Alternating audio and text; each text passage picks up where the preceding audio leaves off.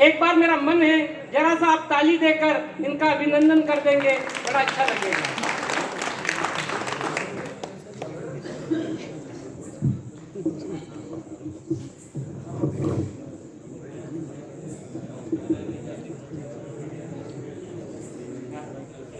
भावलिया के सभी काव्य प्रेमियों को नमन, मंच को नमन। हम इस मंदिर पंडाल में बैठे हुए हैं, चार भुजा जी के चरणों में वंदन। रात के 11 बजने वाले हैं और आप लोगों ने भी तय किया हुआ है कि 12 बजा के ही जाएंगे। अच्छा, मालवा में एक बातचीत चाले भी ऐसी आपने अपने हरी की गालियां नहीं थे, तेरी 12 बजो तेरी 12 बजो, और अलीगढ़ में अपनी लड़ाई पूरी कर ले, तो आज ये भी 12 बजा हुआ है। मैं सबसे पहले, हम सब जानते हैं हम सभी सरस्वती पुत्र हैं और सरस्वती पुत्र अपने किसी न किसी गुरुजी के आशीर्वाद से, उनकी शिक्षा से हम आज यहाँ तक पहुँचे हैं। मैं गुरु के चरणों में वंदन रखता हूँ अपने शब्दों से, आशा है आप उसे जुड़ेंगे। गुरु ज्ञान देने वाले, हमें समझाने वाले, ऐसे गुरुवर प्रभु तुमको प्रणाम है। गुरु ज्ञान देने वाले, हमें समझाने वाले, ऐसे गुरुवर प्रभु तुमको प्रणाम है। अंधकार दूर कर सिर पर हाथ धरे, व्यासपीठ पर बैठे गुरु को प्रणाम है। हल सारे तू निकाले अनुकंपा दृष्टि डाले, हल सारे तू निकाले अनुकंपा दृष्टि डाले, प्रभु से मिलाने वाले गुरु को प्रणाम है। मझधार से निकाले करे भाग्य में उजाले, मझधार से निकाले करे भाग्य में उजाले, प्रभु सम गुरुवर तुमको प्रणाम है, प्रभु सम गुरुवर तुमको प्रणाम है।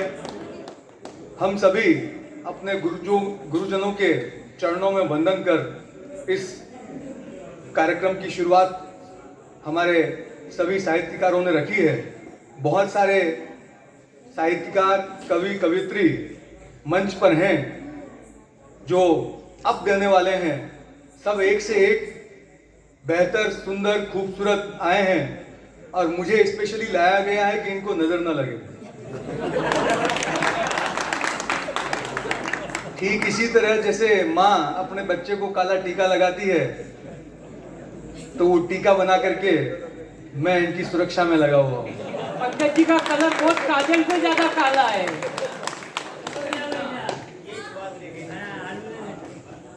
यहाँ बहुत सारे लोग कांग्रेस के आदमी भी होंगे,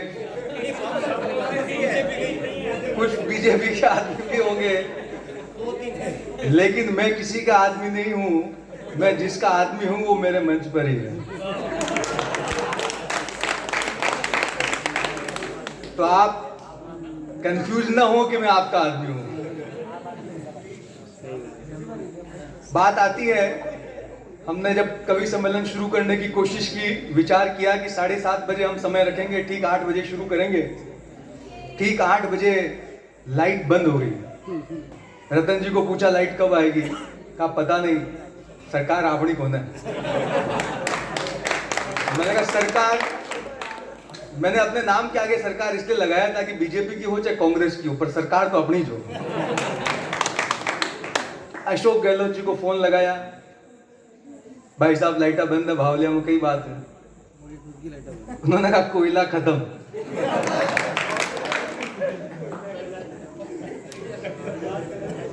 अभी जो हादसे चल रहे हैं जयपुर में, हम देख रहे हैं जादूगर। मैंने उनको एक दिन पूछा कि आप अपने आप को जादूगर क्या कहते हो, क्यों कहते हो, क्या जादू करके दिखाया आपने? बोले देखो मैं माली समाज से आता हूँ, माली समाज के 3-4 ही विधायक, 5 विधायक होंगे और 200 विधायकों को मैं नेतृत्व करता हूँ सदन में, तो ये मेरा जादू है। तो मैंने कहा यो जादू है तो फिर 5 साल बाद वसुंधरा जी कहाँ जाए?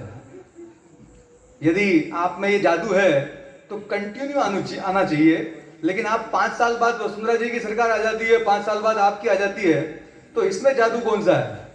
मैंने कहा जादूगर का बाप हमारे बिहार में है। मैंने कहा बिहार में कौन है भाई? मैं कहा नीतीश कुमार। बोले कुर्सी पे रुमाल मेरा रखा हुआ है, चाहे तुम एनडीए वाले आ जाओ चाहे तुम यूपीए वाले आ जाओ, सीएम की कुर्सी मेरी है। असली जादूगर का बाप नीतीश कुमार है, जो 17 साल से गठबंधन तोड़ता है बनाता है पर सीएम वही रहता है, और कभी उसकी अपनी बहुमत नहीं बनी। जनता दल यूनाइटेड से कभी उसकी बहुमत नहीं बनी, लेकिन वो पिछले बिना बहुमत से बहुमत के मुख्यमंत्री बना हुआ है। और जादू की हद तो तब होती है जब अभी बिहार में हमने घटनाक्रम देखा। आपने आज तक सुना नहीं होगा, मुख्यमंत्री पद से इस्तीफा देने के लिए जाता है और मुख्यमंत्री पद से इस्तीफा दे करके फिर मुख्यमंत्री बनने के लिए अपना प्रस्ताव देता है और फिर से मुख्यमंत्री बन जाता है। ये रामलीला क्या थी? तो साहब ये एनडीए वाले थे, इनसे अब अलग करना है। अब प्रधानमंत्री का भी सपना दिख रहा है।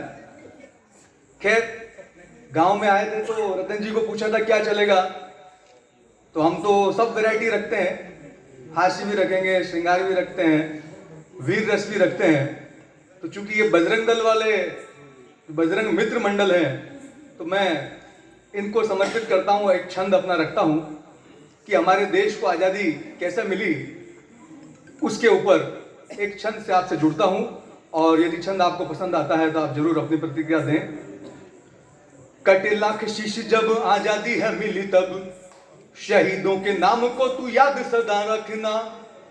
कटे लाख शीश जब आजादी है मिली तब, शहीदों के नाम को तू याद सदा रखना। लाल बाल पाल जैसे भगत आजाद जैसे, वीर अनगिनत को नमन तू करना। बलिदान नर हुए नारी भी न पीछे रहे, बलिदान नर हुए नारी भी न पीछे रहे। लक्ष्मीबाई चिन्नमासी यहाँ मेरी बहिना, जाति धर्म पीछे रहे, देश सदा आगे रहे। सब शहीदों का देश यही था तो कहना, सब शहीदों का बस यही था तो कहना। हमारे बच्चों में देश प्रथम का भाव जागृत होगा तो निश्चित रूप से हमने जो सोचा था कि हम विश्व गुरु बनेंगे, मैं आपको गारंटी देता हूँ कि हमारे यहाँ जो युवा बैठा हुआ है वो अपने आंखों से विश्व गुरु बनते हुए भारत को देखेगा। यानी कि वो अगले 25, 30, 40 सालों में जब भारत को देखेगा तो उसको वो जो सपना हमारे जो पूर्वज सोच के चले थे कि भारत विश्व गुरु था और हम 200 वर्ष अंग्रेजों के गुलाम रहे, 500 वर्ष मुगलों के गुलाम रहे, तो वो गुलामी ने हमारी मानसिकता को गुलाम सी बना दी थी। लेकिन आज फिर से वो जो भावना है वो जागृत हो रही है। मैं आपको ध्यान होगा 370 किसने खत्म किया? अमित शाह जी गृह मंत्री बने। गृह मंत्री बनते ही जैसे ही सदन में गए और उन्होंने पहला प्रस्ताव लेकर के आए, 370 खत्म। अब 370 खत्म तो उस पर सारे लोग बिलबिला गए। वहां महबूबा मुफ्ती ने कहा 370 को हाथ लगाया है तो तिरंगा को हाथ लगाने वाला नहीं मिलेगा, झंडा उठाने वाला नहीं मिलेगा। महबूबा जी नजरबंद।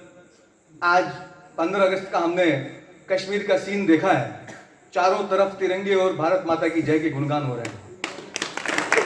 ये अमित शाह जी ने किया, तो अमित शाह जी के उस कृत्य पर मैं उनका स्टेटमेंट दे रहा हूं कि अमित शाह जी क्या कहना चाह रहे हैं। काश्मीर काश्मीर काश्मीर काश्मीर काश्मीर आज तक करते रहे हैं जो, काश्मीर काश्मीर काश्मीर काश्मीर काश्मीर आज तक करते रहे हैं जो।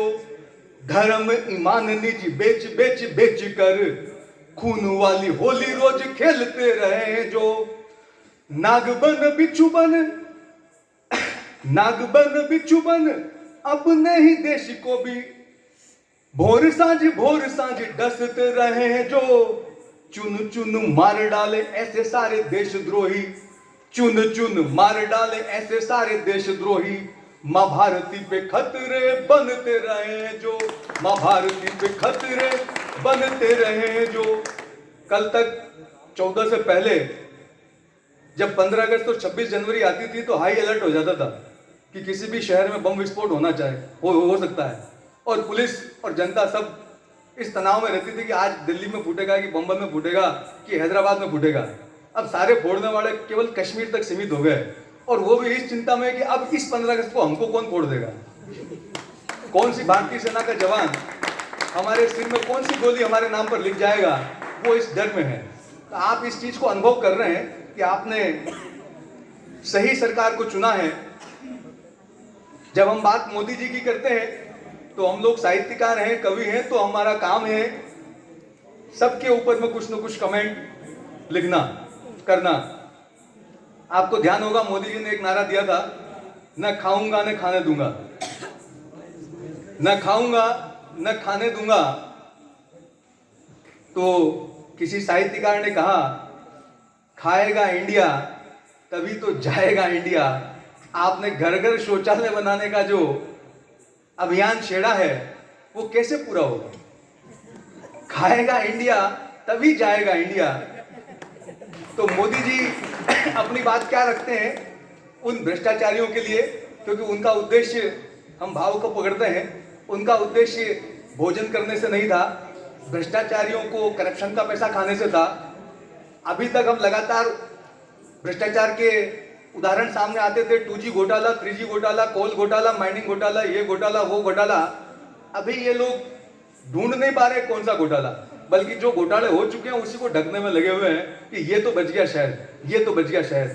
और अभी हम देख रहे हैं लगातार ईडी की क्या कार्रवाइयां हो रही है। तो मोदी जी की बात मैं आप तक पहुंचाना चाह रहा हूं एक छंद से। भारती का लाल हूं मैं, भारती है माता मेरी, भारती का लाल, मोदी जी कह रहे हैं, भारती का लाल हूं मैं, भारती है माता मेरी, भारती के लिए प्राण हंस के दे जाऊंगा। भारती का लाल हूं मैं, भारती है माता मेरी, भारती के लिए प्राण हंस के दे जाऊंगा। सुखदेव राजगुरु शहीद भगत सिंह, जैसे झूले फांसी वैसे फांसी झूल जाऊंगा। सुखदेव राजगुरु शहीद भगत सिंह, जैसे झूले फांसी वैसे फांसी झूल जाऊंगा। जीऊंगा मैं देश लिए, मरूंगा मैं देश लिए, जीऊंगा मैं देश लिए, मरूंगा मैं देश लिए, देश लिए सारी हदें पार कर जाऊंगा। बांटने न दूंगा देश, चाटने न दूंगा देश, बांटने न दूंगा देश, चाटने न दूंगा देश। भ्रष्टाचारियों को सब यमलोक पहुंचाऊंगा, भ्रष्टाचारियों को यमलोक पहुंचाऊंगा, भ्रष्टाचारियों को यमलोक पहुंचाऊंगा। आने वाले समय में करप्शन पूरी तरह से खत्म होगा, और इसको खत्म करने का जो जिम्मा है सरकार के साथ साथ हम जनसाधारण पर है। यदि हम पैसा देना बंद करें अपने छोटे छोटे से कामों के लिए, तो ये भ्रष्टाचार स्वतः खत्म होगा। आप शिकायत करना शुरू करिए अधिकारियों की, यदि वो नहीं करते हैं, आगे से आगे चेन बनी हुई है। आपके पास में कानून है RTI, राइट टू इंफॉर्मेशन, जिसके तहत आप सूचना ले सकते हैं कि मैंने ये आवेदन किया था, इतने दिनों में ये कार्रवाई होती है, आपकी क्यों नहीं हुई? तो वो डरेंगे आपसे। लेकिन हम क्या करते हैं कि हम कानूनी प्रक्रिया में पढ़ने के बजाय हम खुद चाहते हैं कुछ 100, 200, 500 दे करके और हमारा काम जल्दी हो जाए, और वहीं से हम इनकी आदतें बिगाड़ रहे हैं। आज हम सब जानते हैं कि नवरात्रि का पहला दिन है, और नवरात्रि में हम सब क्या साधना करते हैं, माँ दुर्गा मैया की साधना करते हैं। हमारे जितने देवी देवता हैं, चाहे देवी हो चाहे देवता हैं, उन सबके हाथ में शास्त्रों के साथ शस्त्र भी रहा है। लेकिन आज हम अपने बच्चों को अच्छे विद्यालयों में भेज रहे हैं, लेकिन जिसको हम कहते हैं आत्मरक्षा, सेल्फ डिफेंस, उसको भूल रहे हैं। मैं आप लोगों से मांग करता हूं, आह्वान करता हूं, आप लोगों से निवेदन करता हूं कि अपने बच्चों को सेल्फ डिफेंस सिखाइए। आने वाला समय यदि जनसंख्या असंतुलन बना तो आपको अपने बच्चों को अपनी रक्षा करने के लिए लठ चलाना और तलवार चलाना आना चाहिए। केवल सरकार के भरोसे हम अपनी सुरक्षा नहीं रख सकते हैं। ये हमारे सारे देवी देवता हमको उदाहरण देते हैं। मैं अपनी कविता के माध्यम से उस बात को रखता हूं। अस्त्र को पूजें, शस्त्र को पूजें, पूजें अपने शास्त्र सभी। अस्त्र को पूजें, शस्त्र को पूजें, पूजें अपने शास्त्र सभी। समझ में आए जैसी भाषा उसे समझाएं आप सभी। अस्त्र को पूजें, शस्त्र को पूजें, पूजें अपने शास्त्र सभी। समझ में आए जैसी भाषा उसे समझाएं आप सभी। नहीं समझा जो ज्ञान से अब तक व्यर्थ न करे अपनी शक्ति, नहीं समझा जो ज्ञान से अब तक व्यर्थ न करे अपनी शक्ति, कर संधान निज अस्त्रों का दिखला दे अपनी शक्ति, अस्त्र को पूजे शस्त्र को पूजे, पूजे अपने शास्त्र सभी, समझ में आए जैसी भाषा उसे समझाए आप सभी। राम ने भेजा, हमने देखा था यदि हम युद्ध को अपना अंतिम विकल्प मानते हैं, लेकिन इसका मतलब ये नहीं है कि हम युद्ध के लिए तैयार नहीं है, हम युद्ध के लिए पूरी तरह से तैयार हैं, लेकिन फिर भी हम कोशिश करते हैं कि सामने वाले को सुधरने का मौका मिल जाए।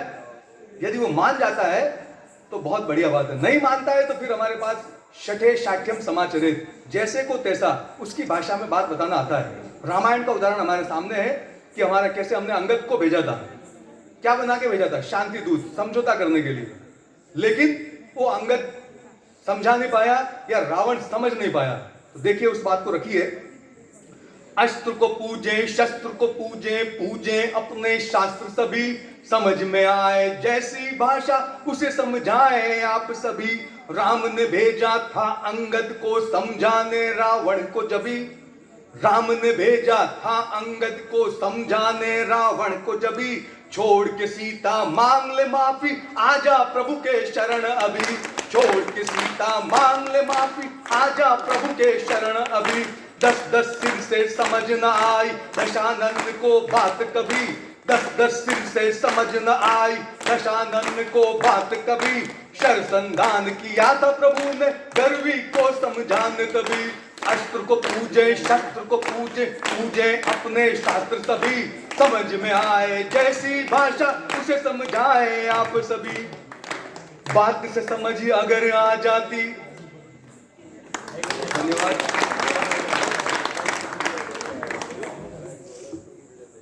बात से समझ आ जाती, ये तो अभी हमने रामायण का युद्ध देखा, बात से समझ आ जाती तो महाभारत का युद्ध नहीं होता। क्यों नहीं होता? यहां तो अंगद समझाने के लिए गया है, वहां स्वयं विष्णु अवतार भगवान श्री कृष्ण समझाने के लिए गया है कि दुर्योधन मान जा, पांडव अपना हक मांग रहे हैं, आधा नहीं दे सकता है तो मैं उनकी तरफ से आया हूं, केवल 5 गांव दे दे, और ये 5 गांव दे देगा तो मैं पांडवों को इन 5 गांवों के लिए मना लूंगा, और इतने में बाकी सब साम्राज्य तेरे पास रख। लेकिन कहते हैं विनाश काले विपरीत बुद्धि। देखिए, अस्त्र को पूजे शस्त्र को पूजे, पूजे अपने शास्त्र सभी, समझ में आए जैसी भाषा उसे समझाए आप सभी। बात से समझ अगर आ जाती दुर्योधन फिर क्यों लड़ता, बात से समझ अगर आ जाती दुर्योधन फिर क्यों लड़ता, माधव खुद भी सफल न होते गर महाभारत ना होता, माधव खुद भी सफल न होते गर महाभारत ना होता। नव नव रात्रि साधना करके अर्जित की मां से शक्ति, नव नव रात्रि साधना करके अर्जित की मां से शक्ति, मां ने तुझको अजय बनाया भाग गई उन तेरी भक्ति, मां ने तुझको अजय बनाया भाग गई उन तेरी भक्ति। ताकतवर जब शस्त्र हमारे साथ रहेगा तो फिर दुनिया भी हमारी मानेगी। अंग्रेजी में एक कहावत है, माइट इज राइट, शक्ति है पास तुम्हारे तो जमाना देगा साथ। ताकतवर जब बन जाएगा मानेगा फिर बात सभी, ताकतवर जब बन जाएगा मानेगा फिर बात सभी। चीन पाक भी गुण गाएंगे गाए गौरव गान सभी, अस्त्र को पूजे शस्त्र को पूजे, पूजे अपने शास्त्र सभी, समझ में आए जैसी भाषा उसे समझाए आप सभी। आशा है आपको ये रचना पसंद आई होगी। खत्म हो गई ताली बजा। और ताली बजाने के लिए मैं नहीं कहूँगा, क्योंकि वैसे भी भगवान ने कहा है कि जो आपकी कविता में नहीं बजाएगा वो अगले जन्म में बजाएगा, करिश्मा कह चुकी है। तो अब उसके बाद भगवान के सामने खड़े हैं, तो मुझे आप पर पूरा विश्वास है, आप में से कोई भी अगले जन्म में नहीं बजाएगा, सब इसी जन्म में पूरी बजा देगा। राणा की जय जय, शिवा की जय जय, जय जय मेरे राजस्थान की, गरगर लहराओ केसरिया, यह पहचान है मेरे। एक गीत रखता हूँ आपके बीच में। वैसे गीत वाला गला, सुंदर गला, अच्छी आवाज वाला मेरा नहीं है, शक्ल भी ऐसी है कि एक बार देख ली तो आप भूलोगे नहीं। एक बार किसी प्रोग्राम में हम थे और वहाँ भीड़ बहुत थी जहाँ हम थे। वहाँ किसी ने पूछा पंकज जी से मिलना है, कैसे जाएं? बोले चले जाओ, भीड़ में मिल जाएंगे कहीं भी। कैसे पहचानेंगे? बस सबसे ज़्यादा कलर जिसका डार्क हो, समझ लाने कि वही अपने पंकज जी हैं। तो एक यूनिक पहचान है। आपने आधार बना रखा है। आधार का मतलब यूनिक आइडेंटिफिकेशन। तो ये हमारा यूनिक आइडेंटिफिकेशन है और मुझे गर्व है, सूरदास जी ने इसके ऊपर लिखा है, इस रंग के ऊपर। भगवान कृष्ण को हम कृष्ण बोलते हैं, कृष्ण रंग के थे, राम भी कृष्ण रंग के थे। श्याम बोलते हैं, श्याम भी कृष्ण काला रंग हुआ। तो सूरदास जी ने लिखा है, जो जो बूढ़े श्याम रंग त्यों त्यों उज्जवल हुए। जो जो बूढ़े श्याम रंग, जितना आप श्याम रंग में घुलोगे आपके अंदर उज्जवलता आएगी, आप उतने उज्जवल हो जाओगे। यानी कि ईश्वर प्रेम से यहाँ श्याम, वहाँ श्याम रंग के लिए नहीं कह करके भगवान श्री कृष्ण के लिए कहा गया है। तो मैं आपको ये मान के चलता हूँ कि आप लोग भी कृष्ण रंग के प्रति अपना एक भाव रखते हैं। एक मेरे मित्र थे जो ब्रिटेन में थे, उनको पूछा कि यार हमारे यहाँ जब भी कोई आता है तो अंग्रेजों के पीछे किले विले पर आए तो बहुत पीछे पड़ जाते हैं बच्चे, फोटो खिंचाना है, सेल्फी लेना है, कुछ बातचीत करने के लिए, हेलो हेलो मैडम। तो आपके यहाँ सुंदर किसको मानते हैं? तो बोले हमारे यहाँ भारत के लोगों को बड़ा सुंदर मानते हैं। मैंने कहा इसका क्या कारण क्या है? बोले कारण ब्लैक एंड वाइट। हमारे यहाँ चेहरा वाइट, बाल वाइट, सब वाइट, लेकिन भारत के लोगों में जो बालों का रंग काला है, ये काला रंग हमको बहुत अच्छा लगता है। तो काला रंग बहुत जगह आपको काम और हेल्प करेगा। एक छोटी सी रचना कि एक बच्चा क्या चाह रहा है, सेना में भर्ती होना चाह रहा है, क्या सेना में भर्ती को क्या करना चाह रहा है, वो अपने शब्दों को रखना चाहता है और मैं उसकी आवाज बनने की कोशिश करता हूँ। महाकाल का भस्म लगाकर मैं भी लड़ने जाऊंगा, महाकाल का भस्म लगाकर मैं भी लड़ने जाऊंगा, दुश्मन की छाती में चाकू 100 बार लगाऊंगा। महाकाल का भस्म लगाकर मैं भी लड़ने जाऊंगा, महाकाल का भस्म लगाकर मैं भी लड़ने जाऊंगा, दुश्मन की छाती में चाकू 100 बार लगाऊंगा। माँ की गोदी में हूँ खेला, माँ की गोदी बड़ा हुआ, माँ की गोदी में हूँ खेला, माँ की गोदी बड़ा हुआ, माँ के अन्न जल से ही है मेरा तन ये खड़ा हुआ, माँ के अन्न जल से ही है मेरा तन ये खड़ा हुआ। जब तक एक बूंद लहू की मेरे तन में बाकी है, जब तक एक बूंद लहू की मेरे तन में बाकी है, अंतिम सांसों तक भी मैं माता की लाज बचाऊंगा। महाकाल का भस्म लगाकर मैं भी लड़ने जाऊंगा, महाकाल का भस्म लगाकर मैं भी लड़ने जाऊंगा, दुश्मन की छाती में चाकू 100 बार लगाऊंगा। कोई देश नहीं दुनिया में जो भारत माँ से टकराए, कोई देश नहीं दुनिया में जो भारत माँ से टकराए, इस भूमि का बच्चा बच्चा संकट से ना घबराए, इस भूमि का बच्चा बच्चा संकट से ना घबराए। यहाँ प्रताप और शिवा की घर घर में है गाताएं, यहाँ प्रताप और शिवा की घर घर में है गाताएं। मातृभूमि के लिए आज मैं अपना शीश कटाऊंगा, मातृभूमि के लिए आज मैं अपना शीश कटाऊंगा। महाकाल का भस्म लगाकर मैं भी लड़ने जाऊंगा, महाकाल का भस्म लगाकर मैं भी लड़ने जाऊंगा, दुश्मन की छाती में चाकू 100 बार लगाऊंगा।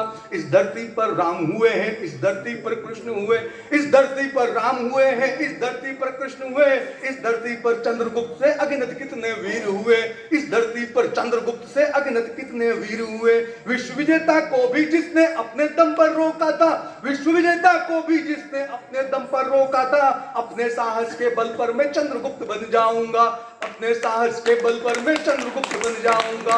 महाकाल का भस्म लगाकर मैं भी लड़ने जाऊंगा, महाकाल का भस्म लगाकर मैं भी लड़ने जाऊंगा, दुश्मन की छाती में चाकू 100 बार लगाऊंगा। किन किन का मैं नाम गिनाऊं तुमको अपनी कविता में, किन किन का मैं नाम गिनाऊं तुमको अपनी कविता में, कैसे कैसे शौर्य दिखाऊं तुमको अपनी कविता में, कैसे कैसे शौर्य दिखाऊं तुमको अपनी कविता में। 100 जन्म अगर मेरे हो, मैं क्या मांगता हूं भगवान से, बच्चा क्या मांग रहा है?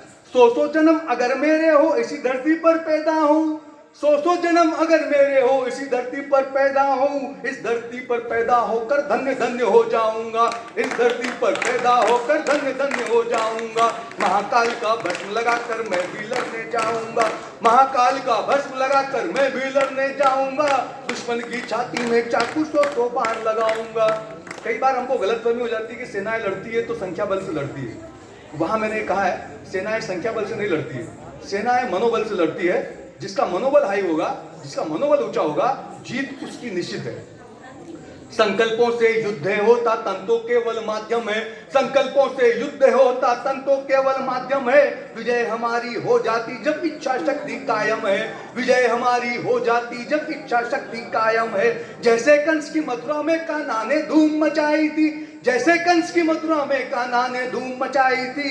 एक अकेला रहकर भी मैं सबको धूल चटाऊंगा, एक अकेला रहकर भी मैं सबको धूल चटाऊंगा। महाकाल का भस्म लगाकर मैं भी लड़ने जाऊंगा, महाकाल का भस्म लगाकर मैं भी लड़ने जाऊंगा। दुश्मन की छाती में चाकू सौ बार लगाऊंगा। माँ ऐसा आशीष मुझे दे काटूं गर्दन दुश्मन की, माँ ऐसा आशीष मुझे दे काटूं गर्दन दुश्मन की। चीर के उसकी छाती का मैं रक्त पियाऊं नस नस की, चीर के उसकी छाती का मैं रक्त पियाऊं नस नस की। आज अभी से मैं भी अब यह भीम प्रतिज्ञा करता हूं। अभी तक हमने जितनी प्रतिज्ञाएं देखी है उसमें आपको हमेशा भीष्म प्रतिज्ञा याद आती है। एक भीष्म थे जिनकी प्रतिज्ञा के कारण महाभारत का युद्ध हुआ। भीष्म ने प्रतिज्ञा की कि मैं उनको इच्छा मृत्यु का वरदान था।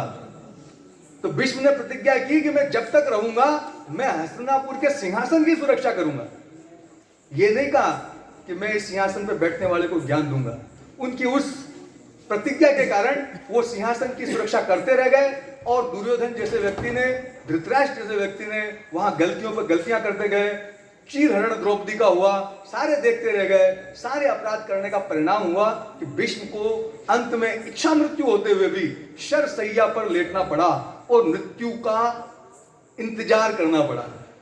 वही एक भीम प्रतिज्ञा जो है, वहां भीम जब उसकी पत्नी द्रौपदी का चीरहरण दुशासन द्वारा किया जाता है तो वहां प्रतिज्ञा लेता है, जिसने इन जांघों को हाथ लगाया है, जिसने कहा है कि इन जांघों पर बैठाऊंगा द्रौपदी को, इस जांघों को तोड़ूंगा। जिसने द्रौपदी के केश को हाथ लगाया है, इस केश को हाथ लगाने वाले हाथों को उखाड़ फेंकूंगा। इसकी छाती के लहू से मैं द्रौपदी के केशों को धोऊंगा। और ऐसा संकल्प भीम ने किया। और आपके जानकारी के लिए महाभारत में कौरव 100 भाई थे, 100 में से एक भाई पांडवों में मिल गया था, लेकिन 99 भाई कौरवों की तरफ से लड़े और 99 भाई को मारने वाला अकेला भीम है। बाकी और योद्धाओं को अर्जुन ने और दूसरे लोगों ने मारा, लेकिन 99 भाई को मारने वाला अकेला भीम है जिसने उस प्रतिज्ञा को पूरा किया। तो मैंने यहां भीष्म प्रतिज्ञा शब्द का प्रयोग न करके भीम प्रतिज्ञा शब्द का प्रयोग किया है। माँ ऐसा आशीष मुझे दे काटूं गर्दन दुश्मन की, माँ ऐसा आशीष मुझे दे काटूं गर्दन दुश्मन की। चीर के उसकी छाती का मैं रक्त पियाऊं नस नस की, चीर के उसकी छाती का मैं रक्त पियाऊं नस नस की। आज अभी से मैं भी अब यह भीम प्रतिज्ञा करता हूं, आज अभी से मैं भी अब यह भीम प्रतिज्ञा करता हूं। रक्त की हर बूंदों से अपनी माँ का कर्ज चुकाऊंगा, रक्त की हर बूंदों से अपनी माँ का कर्ज चुकाऊंगा। महाकाल का भस्म लगाकर मैं भी लड़ने जाऊंगा, महाकाल का भस्म लगाकर मैं भी लड़ने जाऊंगा। दुश्मन की छाती में चाकू 100 बार लगाऊंगा। नहीं चाहिए ऐसा जीवन जिसमें देश का मान न हो, नहीं चाहिए ऐसा जीवन जिसमें देश का मान न हो, नहीं चाहिए ऐसा जीवन जिसमें स्वाभिमान न हो, नहीं चाहिए ऐसा जीवन जिसमें स्वाभिमान न हो। चाहे गोली खा जाऊं मैं 10-10 अपने सीने पर, चाहे गोली खा जाऊं मैं 10-10 अपने सीने पर। वीर शहीदों की सूची में अपना नाम लिखाऊंगा, वीर शहीदों की सूची में अपना नाम लिखाऊंगा। महाकाल का भस्म लगाकर मैं भी लड़ने जाऊंगा, महाकाल का भस्म लगाकर मैं भी लड़ने जाऊंगा। दुश्मन की छाती में चाकू 100 बार लगाऊंगा। बहुत बहुत अब